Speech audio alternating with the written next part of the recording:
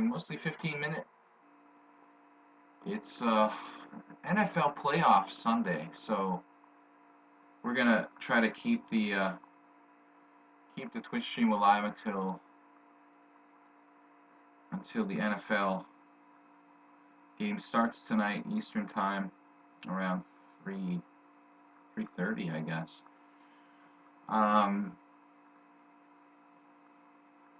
I'm looking for a 15-minute chess. If we don't find 15-minute chess, we'll go with 5-minute.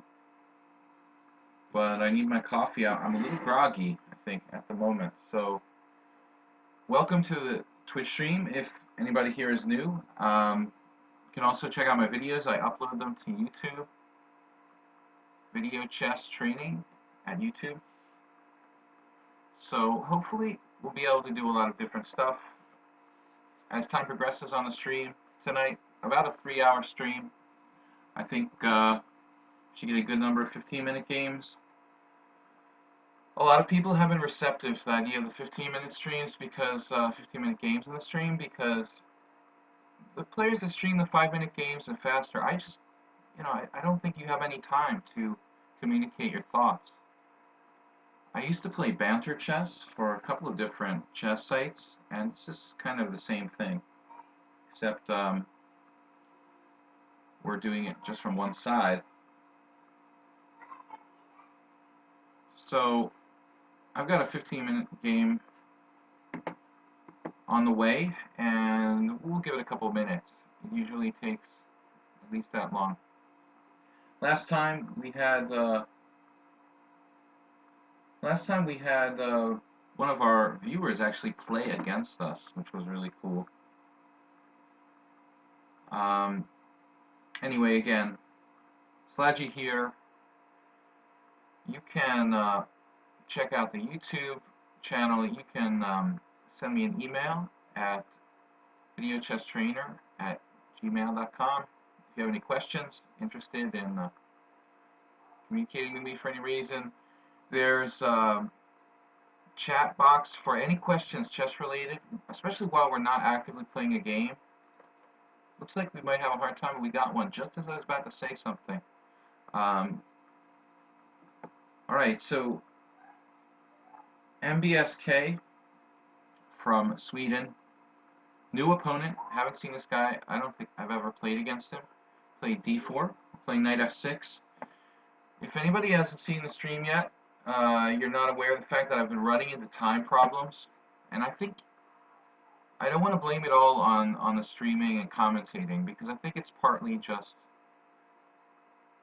just kind of like not being used to this time control.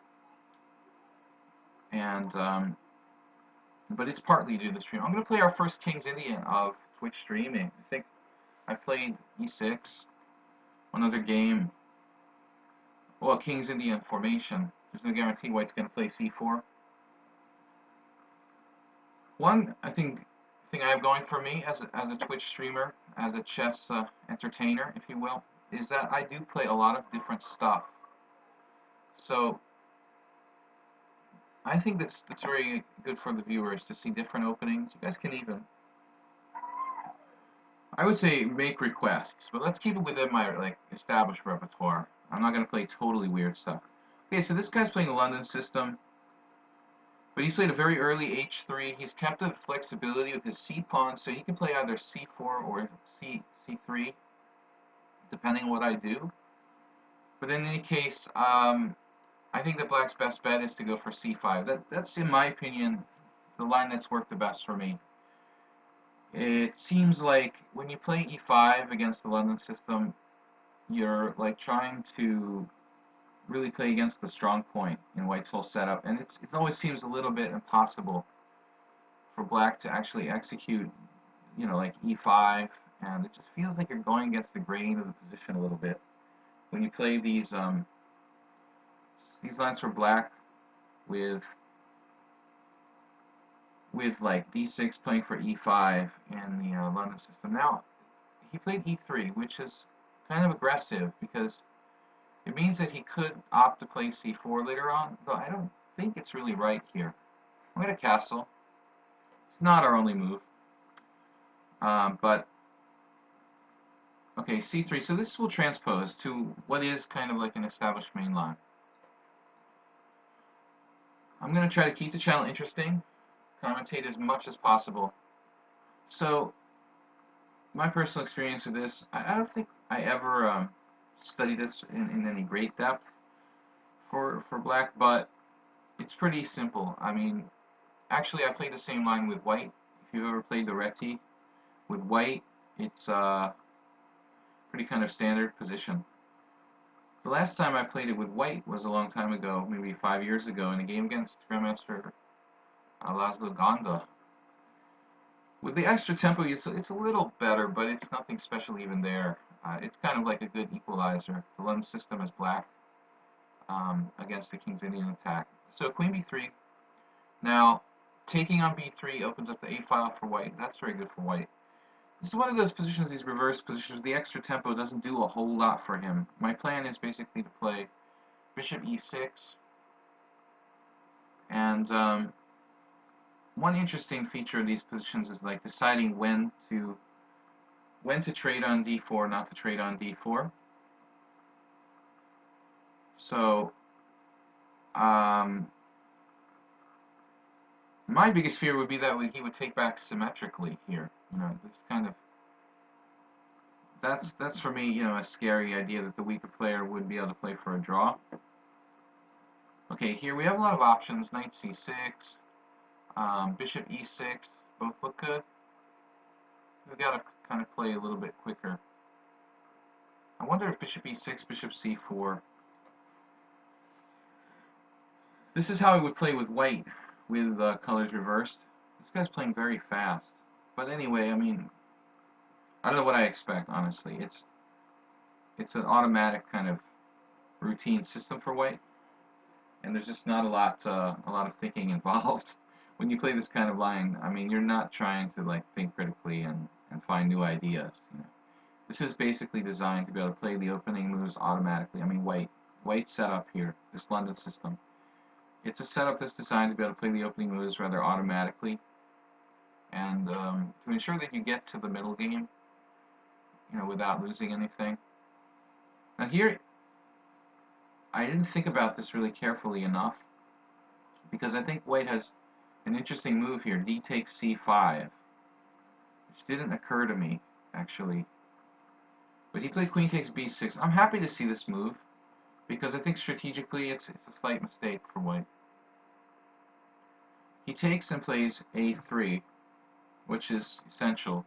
He's going to lose that a pawn. I mean, you know, bishop c4, I guess he could play something like that. Now, I don't claim any advantage in this position, but he has a little bit of weakness on the white squares, and I want to put maximum pressure on the center. One idea I did see that has proven useful in these kind of positions is taking on d4 followed by knight d5 and bishop h6. This is a kind of idea I borrowed from Alexei Yermolinsky. I saw him play that once in a game with black. There's a couple good American grandmasters I've seen use this setup with black against the London system. One is Yermolinsky, who was originally from the Soviet Union, and another is Joel Benjamin. So I think the opening, you know, from where I come from, has a pretty good pedigree. Two of the top grandmasters of my generation, from my country anyway, played this system with black. You could actually argue that trading queens takes a little bit of the winning chances away against the weaker player, but this is a full-bodied queenless middle game with all the other pieces on the board. So it's pretty complicated. A little bit about me. International Master William Paschall. I came from the United States, moved to Hungary in 2004. I've been living there ever since. So I also play poker. We've been taking a break from poker the last couple of weeks, maybe a long break, because it's just been too tough. The game's gotten too difficult online. Still play live. We might stream some poker stuff sometimes, but really focusing on chess now. Bishop d3, and now I was thinking about taking on d4. The drawback here is if I take on d4, I'm getting an isolated pawn. What's up, Cerebral Assassin? I hate the pieces. Okay, you know, you're not the first person that has made a comment about the pieces, and we're going to think about changing them. But I'd like to get a little bit of a consensus. What do you guys think about the pieces? What kind of pieces do you guys like the best? Let me know. We'll take like a poll about pieces. I'd like to take on d4, but I'm not crazy about creating double isolated pawns on the b file. They are rather hard to attack here. Although he has knight c4 in some positions, it's difficult to attack them. I can take on d4. I definitely don't really want to let him play.